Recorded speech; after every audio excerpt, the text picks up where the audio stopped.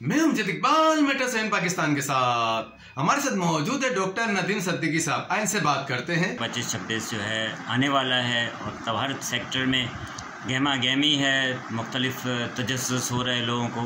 लेकिन मैं इस पर कमेंट करना चाहूँगा, जैसे कि आप जानते हैं कि लास्ट ईयर जो फेडरल बजट था वो 17,500 बिलियन के करीब था और उसमें चारों सूबे में डिवाइड हुआ था पॉपुलेशन के हिसाब से। लेकिन इस दफ़ा जो बजट आ रहा है वो तकरीबन 18,000 को क्रॉस करेगा और इसके करीब होगा। लेकिन कुछ सेलिएंट फीचर्स हैं जो मैं समझता हूँ कि पेट्रोल डीज़ल की प्राइसेस आपने कहा कि महंगी हो रही हैं, बिल्कुल महंगी हो रही हैं, उस पर कोई पेट्रोलियम लेवी लग रही है, लेकिन वो आर्जी है, चंद महीनों की बात है, उसके बाद आवाम को रिलीफ दिया जाएगा जहाँ तक मैंने देखा है। इसके साथ साथ इस बजट में एनुअल जीडीपी ग्रोथ जो है वो 3.6% दिखाई जा रही है, जो मैं समझता हूँ कि आहिस्ता आहिस्ता और आगे बढ़ेगा। इसके साथ ही कुछ अच्छी चीज़ें भी हैं बजट की, उसमें से चंद ये हैं जैसे कि गवर्नमेंट सर्वेंट की सैलरीज़ एक्सपेक्टेड हैं जो तकरीबन 25% तक बढ़ेंगी, एक्सपेक्टेड है। इससे एक जो लोअर स्टाफ है गवर्नमेंट का उनको बड़ा रिलीफ मिलेगा। साथ ही साथ एक बहुत बड़ा स्टेप जो